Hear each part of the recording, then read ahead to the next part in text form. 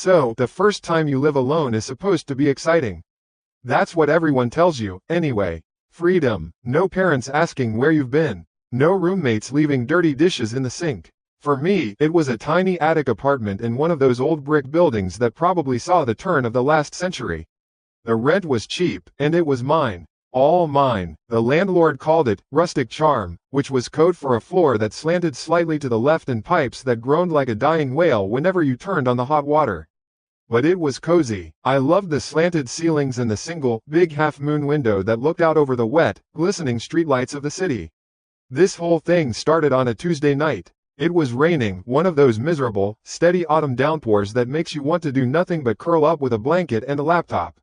Which is exactly what I was doing. I'd just finished arranging my sad collection of mismatched mugs in the tiny kitchenette and decided it was time to give the grand tour to my best friend, Kevin. I propped my phone up on a stack of textbooks and hit the video call button. His face popped up after a few seconds, grainy and backlit by the glow of his computer monitor. "Behold," I said, sweeping my arm in a grand, dramatic gesture.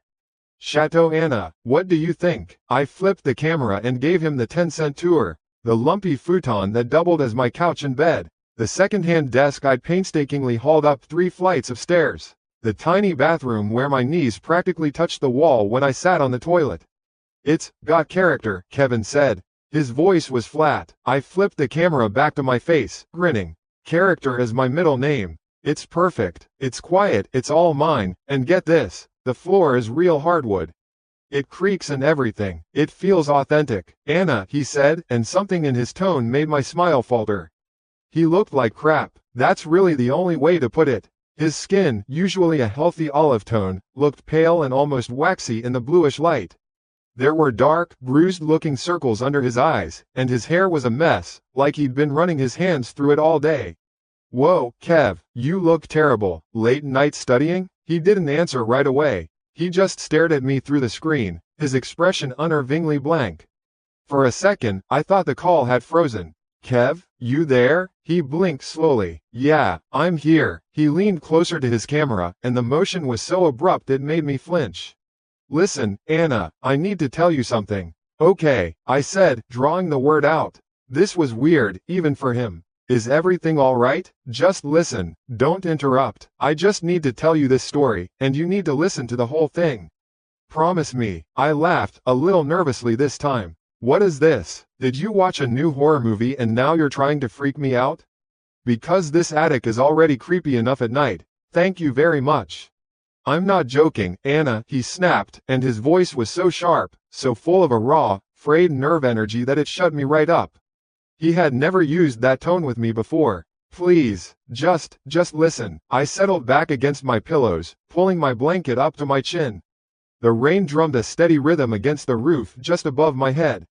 Okay, I'm listening. Lay it on me, Stephen King." He took a deep breath, the kind you take before you dive into cold water.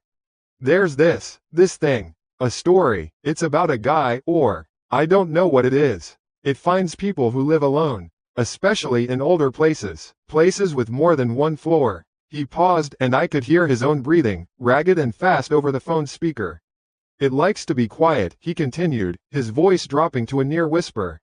"It gets into the house, but you never hear it. Not at first. It waits until you're settled, until you think you're safe. Usually at night, when everything else is silent. Then, it goes to the floor above you. Directly above your room." I shifted, a little uncomfortable. My apartment was the top floor. The attic, there was nothing above me but a small, dusty crawlspace and the roof itself. I almost pointed that out, but the look on his face stopped me. He looked genuinely terrified. "It carries something with it," he said, his eyes wide and fixed on mine. "Something small and heavy, a marble, and it drops it. You just hear this one, single, sharp sound. A thud. That's it, right above your head." The rain seemed to get louder for a moment. I swallowed, my mouth suddenly dry. "And then," he said, leaning in so close his face filled the entire screen, "you hear it start to roll. But it's not a normal roll. It's slow, so slow, you can hear every single turn of it on the wood grain. A long, drawn-out, scraping, rolling sound that goes on, way longer than it should. It crosses the entire length of the ceiling, and then, it just stops.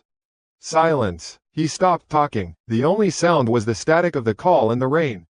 I waited. And? That's it? I finally asked, trying to keep my voice light. A ghost playing with marbles? Spooky. No, he said, his voice cracking. That's not it. That's the warning. A little game to see if you're paying attention. The person who tells you the story, they pass it on. It's a curse, Anna. Anyone who hears the full story, they have to tell it to someone else. Anyone, within 24 hours. I stared at him. He was completely serious. His face was slick with sweat. Kevin, what the hell are you talking about? If you don't, he whispered, and his eyes seemed to plead with me, if you don't tell someone else in time, the sound will come for you. You'll hear it, and it won't be a warning anymore. For a long moment, I just looked at his pale, panicked face on my phone screen. And then I burst out laughing. I couldn't help it. The tension just snapped inside me. It was so absurd, so completely ridiculous. Oh my God, I wheezed, wiping a tear from my eye.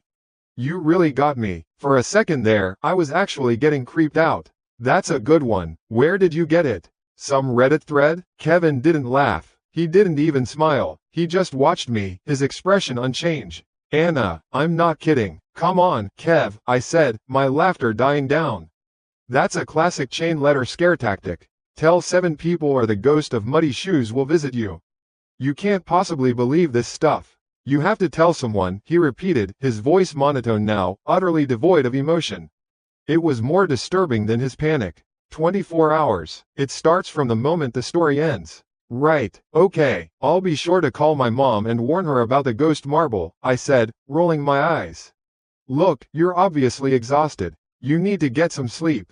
You're not making any sense. You promised you'd listen, he said softly. And I did. It was a great story. A little derivative, but the sound design was top-notch, I joked. Seriously, go to bed. We'll talk tomorrow when you're not high on sleep deprivation. He just kept looking at me. Okay, Anna, he said finally, his shoulders slumping in defeat. Okay, get some rest, I said, my voice softening. Talk to you tomorrow. I ended the call before he could say anything else. I tossed my phone onto the futon and shook my head, a small smile on my face. The things he did to amuse himself. He'd probably feel like an idiot in the morning. I spent another hour unpacking a box of books, arranging them on a wobbly shelf. The rain never let up, a constant white noise that made the little attic feel even more isolated, more like my own private island in the sky. It was a good feeling. Eventually, around midnight, I killed the main light, leaving on just a small lamp by the futon. I brushed my teeth in the tiny bathroom, checked the lock on my door, a habit ingrained from years of my dad's lectures, and burrowed under the thick comforter. The rain on the roof was a soothing lullaby. I closed my eyes, thinking about the look on Kevin's face. So theatrical, so dramatic. What a dummy, I thought, a final, sleepy smile touching my lips. The room was quiet. The old building groaned softly as it settled. The rain whispered against the window pane. Everything was perfectly, wonderfully normal. I was in that perfect space right before sleep, the place where thoughts soften and blur at the edges. My body felt heavy and warm under the comforter, and the earlier rain had dwindled to a quiet, intermittent dripping from the drainpipe outside my window. The city was finally settling down. The sounds of traffic had faded to a distant hum. In the quiet, I could hear the old building's symphony, the low groan of the pipes, the faint sigh of the wood as it cooled. It was peaceful, my little island in the sky, just like I'd wanted. Kevin's stupid story was the last thing on my mind. It had been a funny, ridiculous cap on my first real day of independence. I think I was halfway into a dream, something about trying to shelve books made of jello when I was pulled out of it. Not by a loud noise, not by a jolt. It was by the sudden, complete absence of sound. The dripping outside had stopped. The pipes were silent. Even the hum of the city seemed to have been switched off. It was a deep, pressed-down silence that felt unnatural, like the world was holding its breath. And in that silence, it happened. Thud. It was not loud. It was a small, dry, compact sound. Sharp. It came from directly above me. Not from the roof, not from outside. It came from the ceiling, from the dusty, unused crawlspace that sat between my apartment and the building's gabled roof. My eyes snapped open in the darkness. My heart, which had been beating in a slow, sleepy rhythm, gave a single, painful kick against my ribs. It sounded exactly, and I mean exactly, like someone had just dropped a small, hard object onto the floorboards right over my head. I didn't move, I couldn't, I just lay there, perfectly still, my ears straining in the oppressive quiet. My brain immediately started scrambling for an explanation. A rat, it had to be a rat, dying dramatically, or a piece of loose wood that had finally fallen from a rafter. Maybe a bird had hit the roof and the sound had just echoed weirdly. But it was the wrong kind of sound. It was too clean, too deliberate, and then, before I could settle on any of those comforting lies, the second sound started. It began to roll, and my blood went cold. Because Kevin had been right. It wasn't a normal roll. It wasn't a quick, skittering sound a dropped object makes as it loses momentum. This was slow, agonizingly slow. It was a heavy, scraping, grinding sound. I could hear the texture of it, the tiny vibrations of it dragging across old, uneven wood grain. It wasn't just rolling, it felt like it was being pushed, guided along a path. Tick, scrape, roll, tick. It moved from the spot directly above my head, slowly, towards the far wall where my desk was. The sound was hypnotic. I could track its progress in the darkness as if a little point of light were moving across my ceiling. My breath was trapped in my lungs, a painful, expanding balloon. I was afraid to breathe, afraid that the sound of my own lungs would cover up the noise, that I would miss, what? Miss where it stopped. It felt like it went on forever. A sound that should have lasted 2 seconds, maybe 3, was stretching into 10, then 15. It crossed the entire length of my room, a slow, methodical journey from one end to the other. And then, right above my desk by the far wall, it just stopped. The silence that rushed back in was 1,000 times worse than the noise itself. It was a heavy, listening silence. I was certain that whatever had made the noise was now standing still, right up there, listening for me. For what felt like a full minute, I was paralyzed. I was a statue made of ice and panic. My eyes were wide open, staring at a patch of ceiling I couldn't even see in the pitch-black room. Kevin's voice was replaying in my head, his pale, sweaty face on my phone screen. It gets into the house, but you never hear it. Not at first. No, absolutely not. This was not happening. My hand, shaking uncontrollably, fumbled for the lamp on the little table next to my futon. My fingers hit the switch and the room was flooded with weak, yellow light. I blinked against the sudden glare, my heart hammering like it wanted out of my chest. I threw the comforter off and my feet hit the cold wood floor. The whole apartment was just as I'd left it. My books on the shelf, my half-empty mug of water on the desk. Normal. Everything was normal, except it wasn't. I needed to see. I needed proof. I needed to go up there and find a dead rat or a fallen chunk of plaster. I needed a rational explanation I could hold in my hands. My dad had left an old wooden baseball bat in my car for protection, a gesture I found both sweet and a little silly at the time. I wasn't finding it silly now. I dug it out of the back of my closet, the worn wood feeling solid and heavy in my trembling hands. It wasn't much, but it was better than nothing. The access to the crawlspace was a square panel in the ceiling of the tiny hallway that connected my main room to the bathroom. A frayed piece of string dangled from it. I had to drag my desk chair over to stand on it. My hands were slick with sweat as I gripped the bat in one hand and reached for the string with the other. This is stupid, Anna, a part of my brain was screaming. You're letting a ghost story get to you. You're going to open that thing and a cloud of dust is going to fall on your head, and you're going to feel like an idiot. But the other part of my brain, the ancient, lizard part, was just screaming. I pulled the string. The panel didn't just open. A set of rickety, folded wooden stairs descended with a groan and a cloud of dust that smelled like old paper and dead things. It settled slowly in the beam of the hallway light. I held the bat up like I was getting ready to swing, my knuckles white. I listened. Nothing. Just the quiet hum of the mini fridge in the corner. Holding my breath, I started to climb. The steps creaked under my weight, each sound echoing in the silent apartment. I poked my head up into the opening, the bat held out in front of me. The air that hit my face was thick and stale and cold. The space was exactly what you'd expect. It wasn't a proper attic, just a low-ceilinged crawl space, maybe 4 feet high at its peak. The floor was just raw, wide wooden planks, dark with age and covered in a thick, undisturbed blanket of gray dust. Old wooden roof beams angled down on all sides, draped in cobwebs so thick they looked like cotton candy. There were some cardboard boxes stacked in a far corner, probably left by a tenant from 30 years ago. A single, bare bulb hung from a wire in the center, but the switch was nowhere I could see. The only light was the weak glow spilling up from the hallway below. It was completely and utterly empty. My eyes scanned the floor, from one end to the other. The dust was a perfect, smooth carpet. There were no footprints, no scurrying trails from rats or squirrels. Nothing. I climbed the last step, crouching under the low rafters, my bat still held at the ready. I carefully swept my phone's flashlight across the floorboards. Dust. Cobwebs. More dust. I moved slowly, step by careful step, my flashlight beam cutting through the darkness.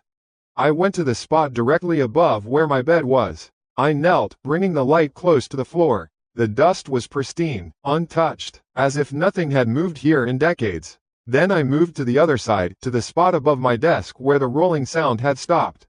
Again, I knelt, my heart still beating a frantic rhythm. I ran the light across the dusty planks. And that's when I saw it. It was tiny, so small that if I hadn't been looking for it, I would have missed it completely. It wasn't a footprint, it wasn't a marble, it was a line, a perfectly straight, thin little furrow scraped through the thickest part of the dust. It was maybe a foot long, and it stopped abruptly. It looked exactly like something small and round had been dragged with pressure, digging a tiny trench before being lifted away.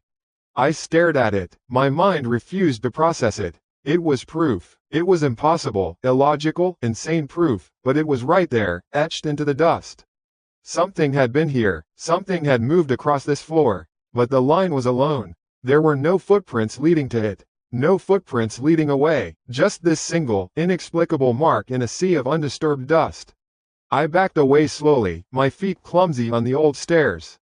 I didn't take my eyes off the dark, empty space until I was back on the floor of my hallway. I pushed the folding stairs back up, and the panel slammed shut with a puff of dust that made me cough. I dragged the chair back to my desk, my whole body shaking. I went around and checked everything. I twisted the deadbolt on my front door until my knuckles hurt. I checked the lock on the big half-moon window. I looked in the closet, in the tiny bathroom. I was alone. Of course I was alone. I sat on the edge of the futon, the baseball bat resting across my lap. My brain was working overtime, trying to stitch together a reality that made sense. Old buildings make noises. The line in the dust could have been there for years. The sound could have been a branch scraping the roof, and my tired, suggestible mind, primed by Kevin's story, filled in the blanks. It was the only explanation. It had to be, but deep down, in a cold, quiet place inside of me, I knew I was lying to myself. I had heard what I had heard. The sharp thud, the impossibly long, slow roll. It was just like he'd said. Everything, just like he'd said. You have to tell someone else. Within 24 hours. The words echoed in my head, but now they weren't a joke. They felt like a deadline. A threat. I stayed up for the rest of the night. I couldn't bring myself to turn the light off. I just sat there, on my futon, watching the dusty corners of my new apartment.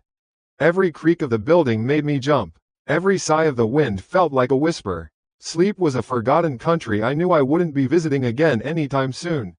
I just kept staring at the ceiling, at the smooth, painted plaster. But I wasn't seeing the plaster anymore. I was seeing the dark, dusty planks above it, and the single, solitary line scraped into the grayness. The story wasn't just a story anymore. It felt real. It felt like it was in the room with me, breathing in the silence. And a single, terrifying question began to circle in my mind, over and over again, locking itself into place. What if Kevin wasn't joking? What if this is real? I didn't sleep. I don't mean I tossed and turned. I mean I did not enter a state of unconsciousness for a single second. I spent the entire night sitting on the futon, my back pressed against the wall, the old wooden baseball bat lying across my lap. I kept the lamp on, and its weak yellow glow felt like a tiny, fragile shield against the vast darkness outside the window. Every time the building settled with a groan, my knuckles went white on the bat. I watched the door, I watched the ceiling, I listened until my ears hurt from the strain of it. When the first gray light of dawn started to filter through the big half-moon window, it didn't bring relief. It just illuminated the dust motes dancing in the air and showed me how tired and pathetic I must have looked, a girl in her pajamas holding a baseball bat like a lunatic. The fear from the night hadn't vanished, it had just curdled into a sour, buzzing anxiety in the pit of my stomach. The silence in the apartment was still heavy. Listening, my first coherent thought was an eruption of anger at Kevin. What the hell was his problem? Telling me that stupid, elaborate story knowing I was moving into an old, creaky apartment by myself. It was a sick joke. The line in the dust? There had to be an explanation. A draft, an old nail falling, anything. He'd planted the seed, and my tired, stressed out mind had made it grow into a monster. I fumbled for my phone, my fingers stiff and clumsy. I had to call him. I had to yell at him, hear him laugh it off, and then I could finally put this to bed and maybe get some sleep. I found his contact and hit call. It didn't even ring. Straight to voicemail. You've reached Kevin. You know what to do. Weird. Kevin always had his phone on. Always. I hung up and tried again. Same thing. Straight to voicemail. A little spike of unease, completely separate from the attic fear, pricked at me. Okay, maybe his phone died. I switched to messages. Me, you're an asshole. I didn't sleep all night because of your stupid marble story. Call me. I stared at the screen, waiting for the little bubble with his reply to pop up. Nothing. I looked under my text. The little, delivered, status that should have appeared instantly wasn't there. It was just blank. My message was floating in a digital void somewhere. Alright, that was definitely strange. But not impossible. Bad service in his building, maybe. I decided to give it an hour. The next few hours were a strange kind of limbo. I made coffee that tasted like hot brown water. I forced myself to take a shower, but I left the bathroom door open and kept glancing up at the ceiling, my ears peeled for any sound. The water hitting the tile sounded too loud. I got dressed in a haze. I tried to unpack some of my books, the simple, methodical task of putting things on a shelf, but my hands were shaking slightly. I'd place a book, and my eyes would drift back to the ceiling panel in the hallway. I kept checking my phone. Every 10 minutes, then every 5, still nothing from Kevin, no reply, the text message still hadn't been delivered. Each time I called, his cheerful, recorded voice met me instantly. The anger I'd felt earlier was gone, replaced by a growing knot of genuine worry. This wasn't like him. Even when he was mad, he was the type to send 100 angry face emojis, not just disappear. The city outside my window was alive now. Cars honked, a siren wailed somewhere in the distance. It was a normal Tuesday. And in here, in my little attic apartment, it felt like I was in a completely different reality, a pocket of silence and wrongness. The line in the dust. Kevin's silence. The two things felt separate, but my panicked mind kept trying to weave them together into a single, terrifying tapestry. I told myself to be rational. I was a student. I had a paper on early American transcendentalism due on Friday. I needed to focus. I sat at my desk, the same desk I dragged across the floor last night to reach the attic stairs, and opened my laptop. I stared at the blank document, the cursor blinking patiently. Waldo Emerson believed in the inherent goodness of man and nature.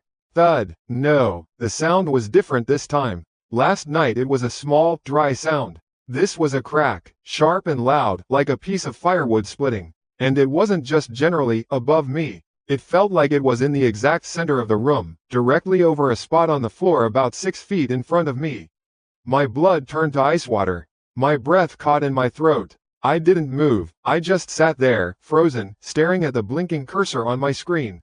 My entire body was one giant nerve ending, listening. And then, it started. The roll, but this time, it was worse. So much worse. It wasn't just slow. It felt heavy, mocking. Last night, the sound was faint, scraping through dust. Tonight, it was a clean, hard, rolling sound on bare wood. I could hear every tiny imperfection on whatever was rolling, every time it ticked against the edge of a floorboard. It was louder, clearer, and it was moving with the same agonizing, deliberate slowness as before.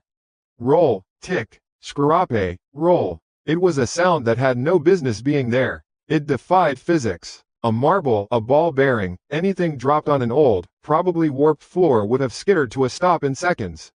This thing was traveling, maintaining its momentum, its slow, steady pace, like it was being guided by an invisible hand. It was a performance, and I was the only one in the audience. It moved from the center of the room towards the far wall, the one with the window. It felt like it was doing a lap, showing off. My heart was a frantic drum against my ribs, so loud I was afraid it would drown out the sound I was so desperate, and so terrified, to track. And then, right above the big half-moon window, it stopped. The silence that followed was deafening. I sat there, my hands gripping the edge of my desk, my knuckles bone white. My rational mind was gone. There were no more excuses about rats or falling plaster. This was real. This was happening, just like the story said. No, not just like the story. The story was the instruction manual. This was the event itself. Something inside me snapped. The fear was still there, a cold ocean of it, but now there was something else floating in it, anger. A hot, defiant rage. I was not going to be terrorized in my own home by a sound. I was not going to be a character in Kevin's sick ghost story. I grabbed the baseball bat from where it was leaning against the futon. The weight of it was solid, real. I grabbed my phone and turned on the flashlight, its bright white beam cutting through the dusky room. I didn't hesitate this time. I dragged the chair back to the hallway, my movements jerky and aggressive. I yanked the string. The folding stairs groaned down, showering me in another puff of ancient dust. I didn't wait. I didn't listen. I just went. I took the stairs two at a time, the bat held in front of me like a spear, my phone's flashlight beam bouncing erratically off the dark rafters.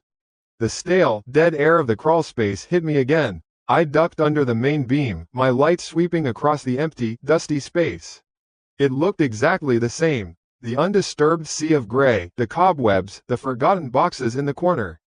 But I knew where to look this time. I moved carefully, my feet trying to find the solid joists beneath the planks. I went to the spot where I calculated the noise had started, in the center of the room. I knelt, bringing my phone's light so close to the floor that the beam was a concentrated circle. Dust. Nothing. I swept the light back and forth. Untouched. My heart sank a little. Was I going crazy? Did I imagine the sound being louder, clearer? Then I moved to where it had stopped, the area right above the window. I crawled on my hands and knees, the bat awkward to drag along beside me. I aimed my light at the floorboards, and that's when I saw it, and my whole world tilted on its axis. It wasn't the faint furrow in the dust from last night. That was still there, a pale, almost invisible line a few feet away.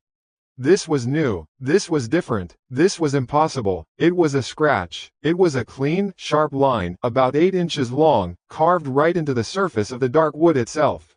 The dust had been scraped completely away, and the scratch gleamed faintly, the lighter color of fresh wood exposed to the air for the first time in what must have been a century. It was a shallow gouge, perfectly straight, as if something hard, round, and heavy had been rolled across that exact spot with enough pressure to scar the floor. I stared at it. My mind just stopped working. The bat slipped from my numb fingers and thudded softly into the dust beside me.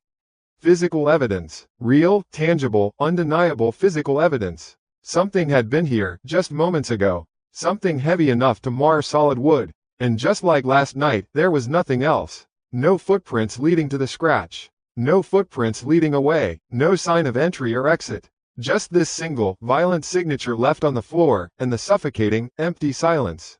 I took a picture. I don't know why, maybe to prove to myself later that I wasn't insane. My hand was shaking so badly the first 2 photos were just a blurry mess of light and wood grain. I took a deep breath, held the phone with both hands, and took a clear, focused picture of the mark. A document of the impossible. I backed away slowly, crab walking backwards until my back hit one of the angled roof beams. I couldn't take my eyes off the scratch. It was a statement, a promise. I was here. I can touch things. I am real. Getting back down the stairs was a clumsy, terrified retreat. I didn't bother folding the stairs back up. I just slammed the panels shut from below, leaving them dangling in the darkness above. I stumbled back into my main room and leaned against the wall, my legs feeling like they were about to give out. My breath came in ragged gasps. The story wasn't a story. The curse wasn't a curse. It was a method, a procedure, and I was in the middle of it. You have to tell someone else. Within 24 hours. Kevin's voice was in my head, but it wasn't his joking tone from the video call. It was a flat, desperate warning. I glanced at my phone, my thumb hovering over the call log. Then I looked at the time in the corner of the screen. 9:17 p.m. The call with Kevin had been around 10 o'clock last night. The world suddenly felt very small, the walls of the apartment closing in on me. I had less than an hour. The 24-hour deadline wasn't a random number in a ghost story. It was a countdown, and my time was running out. Less than an hour. The thought didn't just register, it was a physical blow, like I'd been punched in the gut. All the air left my lungs. 9:17 p.m. The countdown timer on my life was ticking down in the corner of my phone screen, mocking me. The story, the scratch, Kevin's silence, it all snapped into a single, horrifying picture. This wasn't a prank. This wasn't a ghost. This was a procedure, and I was the subject. My legs finally unlocked from their frozen stance. I had to tell someone. Anyone. That was the rule, right? Tell someone else and the curse, or whatever the hell this was, passes to them. It was a monstrous, selfish thought, but survival is a primal thing. It strips away courtesy and leaves you with nothing but teeth and claws. Right now, my phone was my only weapon. I fumbled with the screen, my thumb slick with sweat, smudging the glass. My contacts list swam before my eyes. Mom, my first instinct. I had to call my mom. I didn't care if she thought I was crazy, that she'd be worried sick.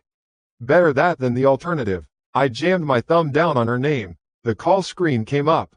Connecting. For a half second, a tiny, pathetic flicker of hope ignited in my chest. And then it vanished. A small notification popped up on the screen.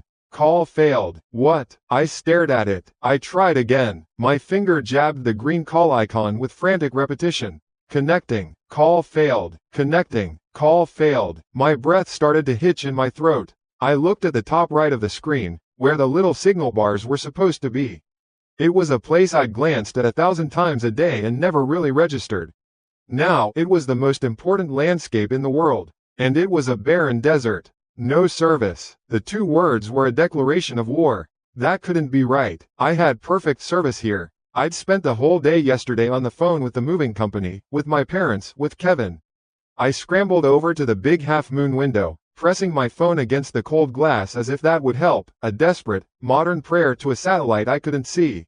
The icon didn't change. Still an empty triangle. Still no service. Panic began to claw its way up my throat, hot and acidic. Okay, think. Be rational. Cell service can be spotty. It happens. It wasn't the end of the world. There was Wi-Fi. I could use Wi-Fi calling. I could send a message. I could post the entire stupid story on social media and blast it out to 100 people. The thought was grotesquely comforting. A digital exorcism. I ran to my desk, my laptop still open to the blank document on transcendentalism. I grabbed the mouse, my hand shaking so violently the cursor jittered across the screen. I clicked open a web browser. The little wheel in the tab spun, and spun, and spun. Then, the grim, familiar message appeared, no internet. I looked down at the Wi-Fi icon on the taskbar. An empty fan with a small yellow warning triangle. Not connected. No connections are available. No. This wasn't happening. I ripped my gaze away from the screen and looked towards the corner of the room where the small, black router sat on a bookshelf. Usually, it had a friendly row of blinking green and blue lights. A little constellation of connectivity that I completely took for granted. Tonight, it was dark. Utterly, completely dark. Not a single light. My heart hammered against my ribs. I stumbled over to it, my hands grabbing the small box. It was cool to the touch. I checked the back. The power cord was plugged in securely. The cable from the wall was perfectly seated. I traced the power cord to the outlet. It was in. I unplugged it and plugged it back in, listening for that tiny spark of connection. Nothing. I pushed the power button. Nothing. The router was dead. Not just disconnected. It was a brick. A piece of black plastic. This wasn't random anymore. This wasn't a coincidence. A simultaneous, catastrophic failure of both my cellular service and my home internet, in the final hour of a supposed curse? My rational mind, the part of me that had been desperately trying to find explanations about old houses and drafts and rats, it just went quiet. It packed its bags and left the building, and in its place was a pure, cold, animal certainty. I was being cut off. The trap wasn't just the apartment. The trap was the silence. The isolation. My eyes shot back to the window. I needed to see the outside world. I needed proof that it still existed. I pressed my face to the glass again, cupping my hands around my eyes to block the reflection from the lamp. Down on the street, 2 stories below, a car drove by, its headlights cutting a neat path through the darkness. Across the way, the windows of the opposite apartment building were warm yellow squares. A woman was walking her dog. A couple was laughing on their balcony. The world was fine. It was normal. It was just me, just my little box in the sky, a soundproof, signal-proof cage. And the silence in here, it was different now. Before, it was just the absence of noise. Now it felt heavy. It felt occupied. I felt a prickling sensation on the back of my neck, the kind of ancient, biological alarm that tells you are being watched. My head snapped around, my eyes darting into the dark corners of the large room. The corner by the kitchenette, the narrow hallway leading to the bathroom, the deep shadows cast by my unpacked boxes. They were just shadows, but they didn't feel empty. I backed away from the window, my back hitting the opposite wall. I was breathing in short, shallow gasps, my own ragged breathing the only sound in the suffocating quiet. Something was here, or someone. It had to be. It cut the power to my router. It had a way to block a cell signal. This wasn't a ghost. This was something far, far worse. It was real. It was tangible. It had been in the crawl space, leaving that scar in the wood. It was intelligent. It was patient. And it was toying with me. The story was the setup. The sounds were the psychological torture. Cutting me off from the world was the final move. It was cornering its prey. And then I saw it. The time, on my phone screen, 9:41 p.m. Less than 20 minutes. A new kind of energy surged through me, born not of hope but of pure, unadulterated terror. It was the energy of a cornered animal. I wasn't going to just sit here and wait for the clock to run out. I didn't know what was coming, but I wasn't going to face it empty-handed. I pushed off the wall and ran, my stockinged feet slipping on the slick wood floor. I didn't run for the door. I knew, with a certainty that chilled me to my bone, that it would be locked or blocked or useless. Instead, I ran to the small kitchenette. My hands flew over the counter, past the coffee maker, past the dish rack still in its plastic wrap. My fingers closed around the handle. I pulled it from the butcher block. A small paring knife. The blade was maybe 3 inches long, sharp enough for peeling apples and not much else. It looked pathetic. It looked like a toy. But it was a piece of steel. It had a point. In my sweaty, trembling hand, it felt like the most powerful weapon on earth. I clutched it tight, the cheap plastic handle digging into my palm. I backed out of the kitchenette slowly, my eyes scanning the room, my entire body a coiled spring of adrenaline. Where do you go? Where do you hide in a single open plan room when you believe the monster is already inside the house? I chose a corner, the one farthest from the door and farthest from the attic hatch in the hallway ceiling. I slid down the wall until I was sitting on the floor, pulling my knees up to my chest. I flattened myself against the plaster, trying to make myself as small as possible. One wall to my back, one to my side. Nothing could get behind me. I could see the whole room from here. I put my phone on the floor in front of me, the screen face up. The knife I held in a white-knuckled grip, the blade pointing out towards the empty space of the room. I was a ridiculous sight. A girl in jeans and a sweatshirt, huddled on the floor of her new apartment, armed with a fruit knife, staring at a phone that couldn't call anyone. And I waited. The seconds ticked by with the agonizing slowness of water torture. 9:48 p.m. My ears strained, trying to hear past the blood pounding in my head. Every tiny sound the old building made was amplified into a threat. The hum of the small refrigerator in the kitchenette sounded like a low growl. The settling of the foundation was the footstep of a giant. A drip from the faucet I hadn't fixed yet was a deliberate, mocking tick. Tick, tick, in time with the clock. 9:52 p.m. My eyes burned from staring at the dark corners, willing something to move, just so the waiting would be over. The shadows played tricks on me. A pile of clothes looked like a crouching figure. The coat I'd hung on the back of a chair became a tall, thin man standing perfectly still. I blinked, and they were just clothes, just a coat.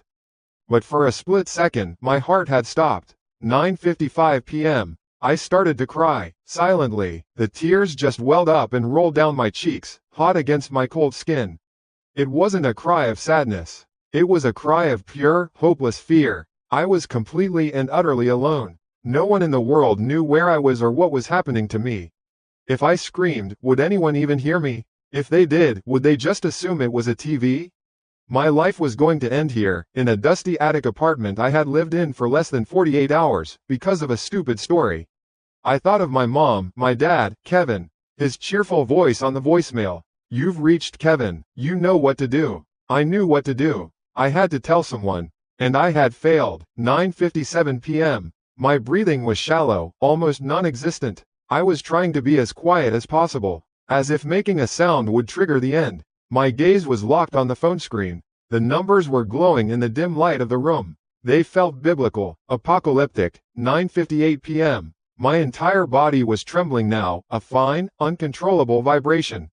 The knife felt slippery in my hand. I adjusted my grip. My eyes darted from the phone to the door, to the hallway, to the window, back to the phone. The room felt like it was shrinking, the air thick and hard to breathe. I was inside a drum, and something outside was about to strike.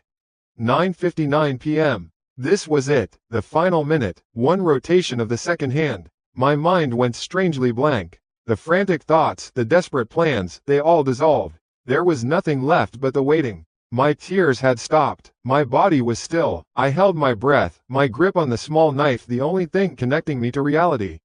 I listened. I listened to the crushing, absolute silence of the room. I listened for the final sound, for the roll of the marble, for a voice, for anything. 60 seconds left until my time ran out, and I had never felt so terrifyingly alive. The last 60 seconds of your life are a weird thing. You'd think it'd be a movie montage.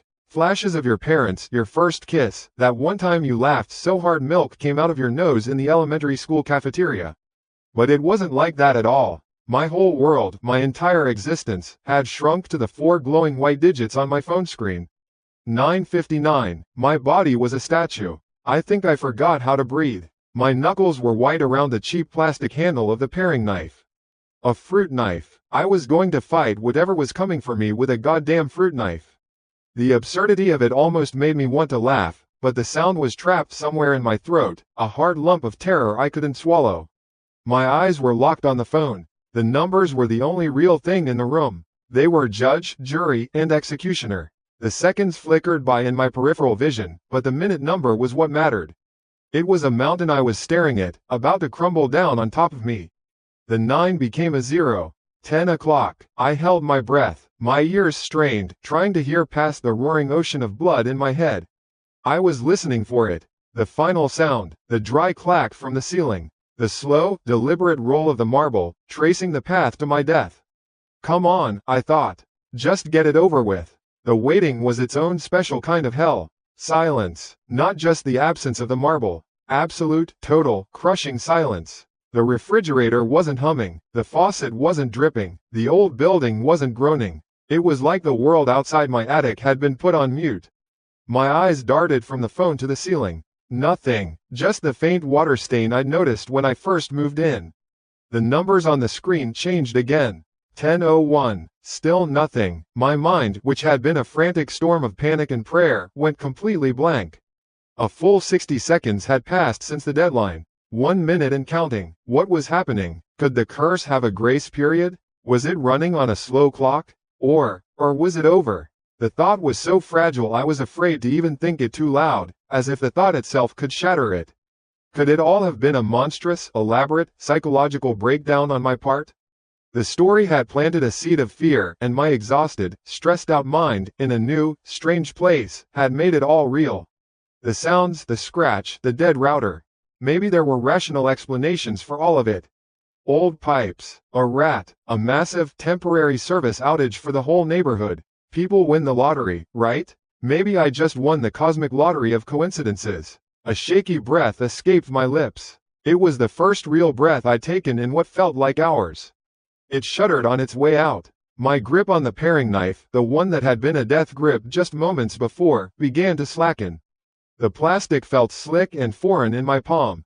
10:02. I was still alive. I was still sitting on the floor in my new apartment. And there was no sound. A sob of relief tried to force its way out, but it came out as a choked gasp. I uncurled my legs, the pins and needles in my feet a dull, welcome pain.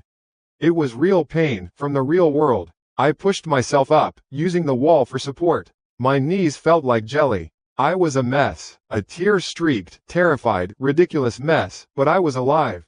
Kevin, I'd have to call the police about him in the morning. Maybe he just lost his phone. Maybe he was fine. Hope, a stupid, tenacious weed, was starting to push its way through the concrete of my fear. I looked around the room. It was just a room. My unpacked boxes, my chair with a coat slung over it, the dark kitchenette. The shadows were just shadows. There was no monster. There was no curse. There was just me and my overactive imagination. I took a step, then another. I was going to walk over to my bed, collapse into it, and sleep for a week.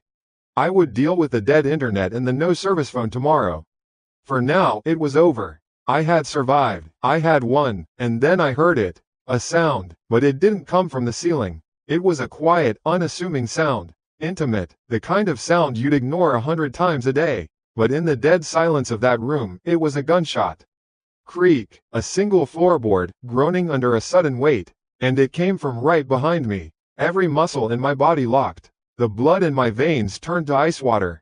It wasn't a slow, creeping chill. It was a full-body flash freeze. My brain simply shut down. For a solid second, there was nothing. No thought, no fear, just the echo of that sound. Behind me, my focus, my terror, my entire world for the last 24 hours had been pointed up. At the ceiling, at the crawl space, at the idea of something lurking above my head. It was a perfect piece of misdirection. A stage magician's trick. Look at the right hand, so you don't see what the left hand is doing. I was the fool in the audience, staring at the ceiling, while the danger, the real danger, had been in the theater with me the entire time.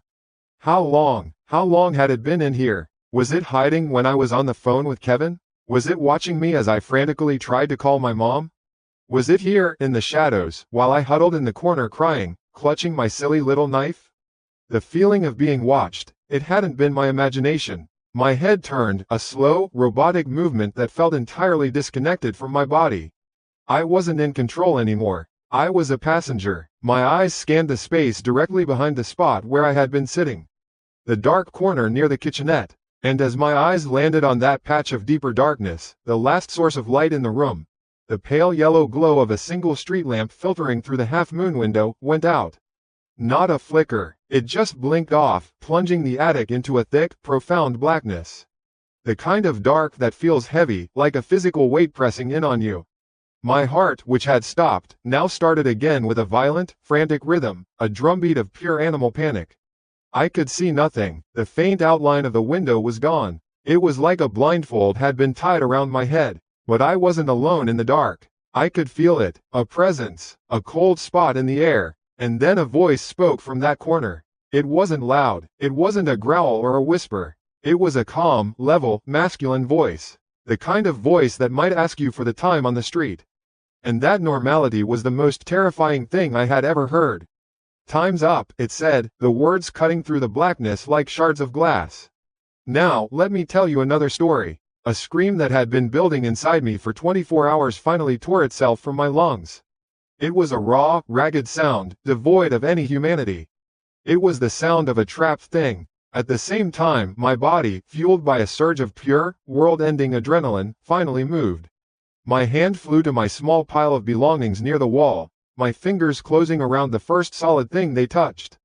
The TV remote. I didn't aim. I just threw it with all my strength toward the sound of the voice. I heard it clatter against the far wall. It wasn't a plan. It was a distraction. While the sound of the remote was still echoing, I launched myself in the opposite direction. Not for the door. The door was a death trap. I knew that instinctively. I ran for the window. For the outside world. 3 steps. That's all I managed. My feet, slick with sweat in my socks, slipped on the hardwood floor. Before I could regain my balance, a hand clamped down on my right shoulder.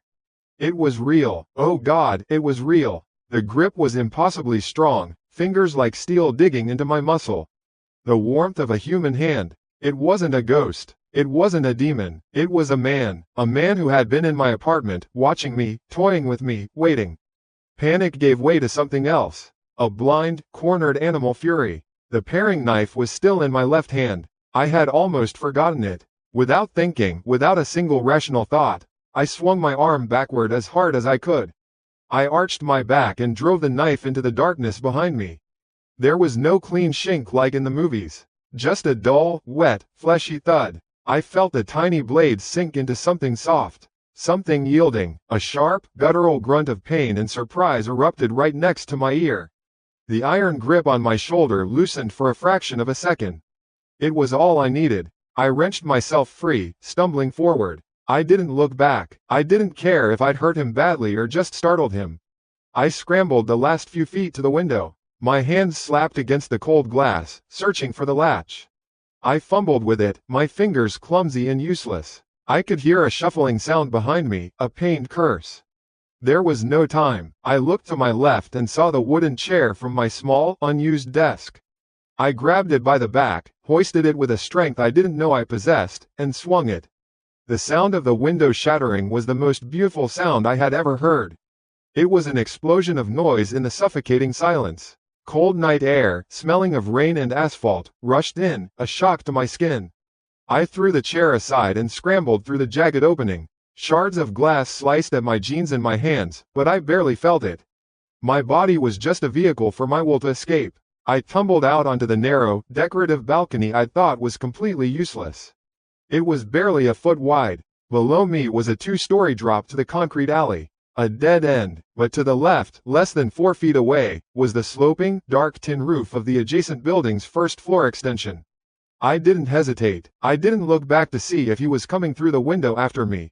I just took a deep breath, gathered my legs under me, and jumped. My feet hit the corrugated metal with a sound that seemed to shake the entire city. It wasn't a crash. It was a deafening, echoing boom that ripped through the quiet night. The slanted roof was slick with rain. I lost my footing immediately, sliding down on my hands and knees, the sharp edges of the metal tearing at my palms. I hit the gutter at the edge of the roof, which thankfully stopped my fall.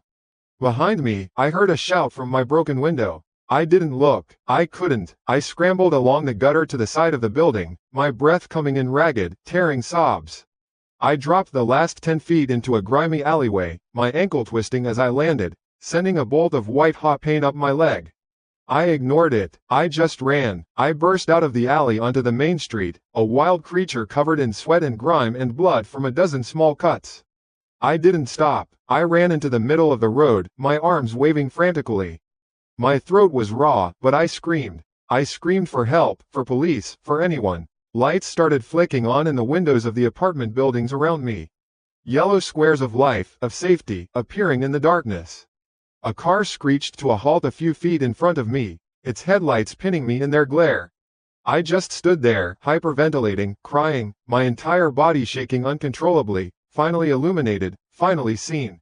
The light was blinding, white and hot, it pinned me to the asphalt like an insect on a display board. My breath was a ragged, tearing sound in my throat. I could feel the grit of the street on my raw palms, the sting of a twisted ankle, the cold night air on my sweat-soaked shirt. The car's engine hummed, a low, predatory sound. For a second, I didn't register it as salvation. It was just another new, terrifying thing in a night full of them. A car door slammed, footsteps, heavy and quick. "Ma'am, are you all right?" Jesus Christ. I looked up at the shape of a man, silhouetted against his own headlights. His voice was laced with alarm. I tried to speak, to scream again, but all that came out was a pathetic, choked sob. I just pointed, my arms shaking uncontrollably, back toward the dark alley, back toward the broken window of my apartment.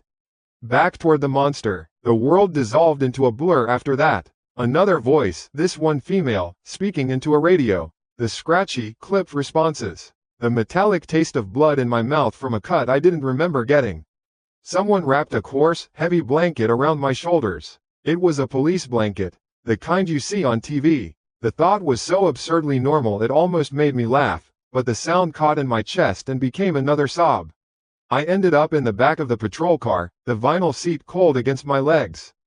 They asked me questions. What happened? Who was in the apartment? What's your name? I tried to answer. I really did. But how do you explain a ghost story that became real? How do you tell a uniformed officer with a placid, professional face that you're being hunted by a piece of urban folklore?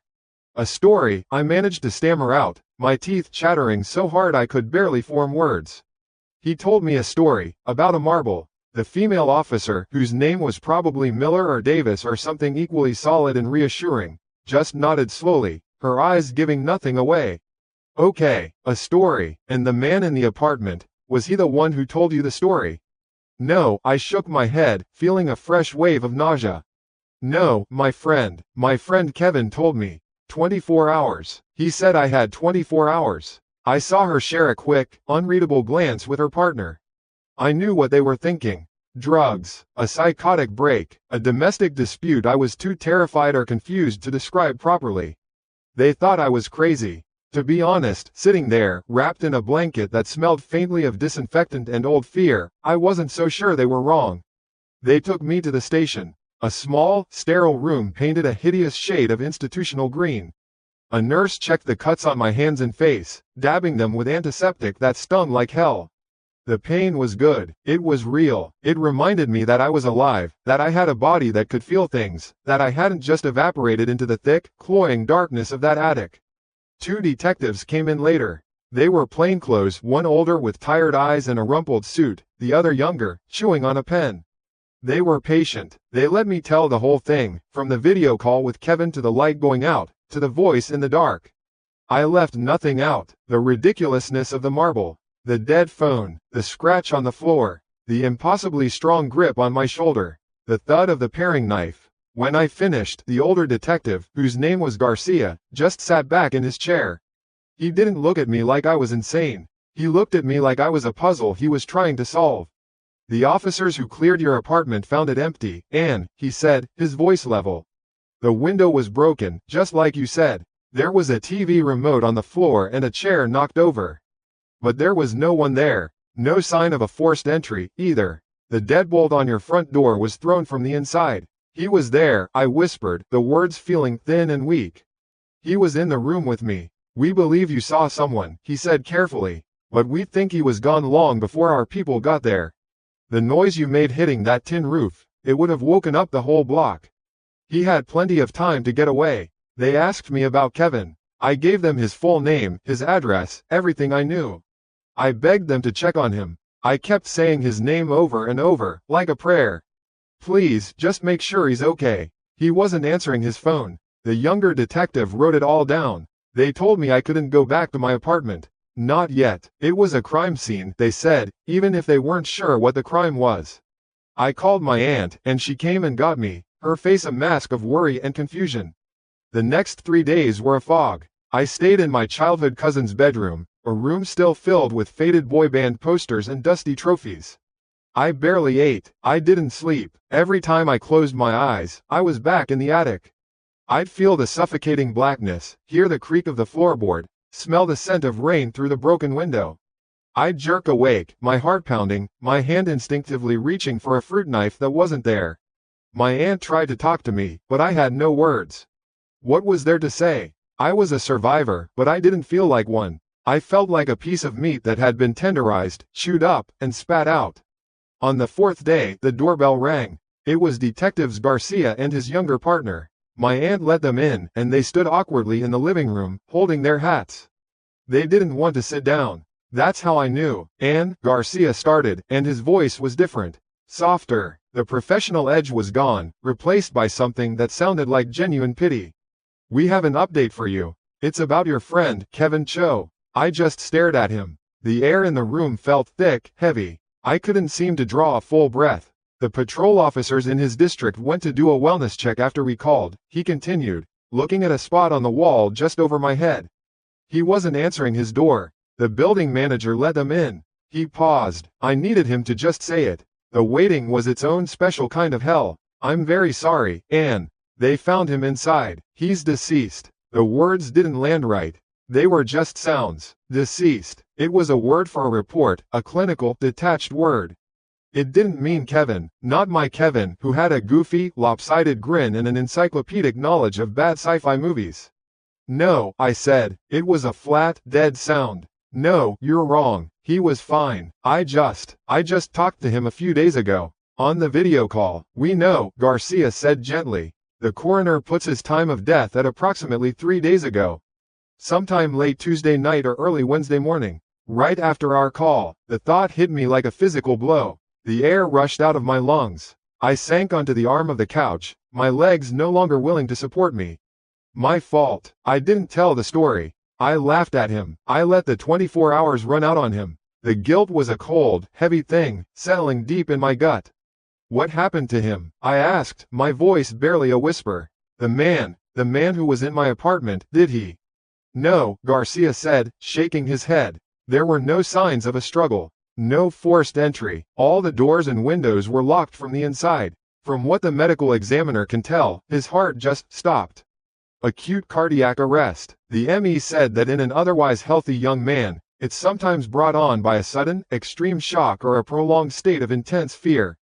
He said it looks like your friend was, for lack of a better term, scared to death. Scared to death. The words from the urban legend. It wasn't just a turn of phrase. It was a cause of death. My mind reeled, trying to connect the dots. The story, the deadline, the sounds, they hadn't been for me. Not at first. They had been for Kevin. He had heard the marble. He'd been living in the same terror I had, only he didn't make it. He tried to pass it to me, to save himself. And I had laughed. There's one other thing, the younger detective chimed in, speaking for the first time. He looked uncomfortable, like he didn't want to be saying this. It's weird. We're not sure what it means, if anything. Probably nothing. Garcia shot him a look, and then turned back to me. On the floor, next to his body, we found an object. An old-fashioned wooden box. It wasn't very big, maybe the size of a book. Intricately carved. It was open. I didn't say anything. I just listened, a cold dread coiling in my stomach. The thing is, Garcia said, leaning forward slightly, the box was empty. Completely empty, except, the inside was lined with this dark blue velvet, and pressed into the velvet were dozens of little indentations. Perfect little circles, all in neat rows. He paused, his gaze fixed on mine, trying to gauge my reaction. They were the exact size and shape of marbles. I stopped breathing. The world seemed to slow down, the detectives' faces blurring, the sound of the ticking clock on the mantelpiece becoming a deafening drumbeat.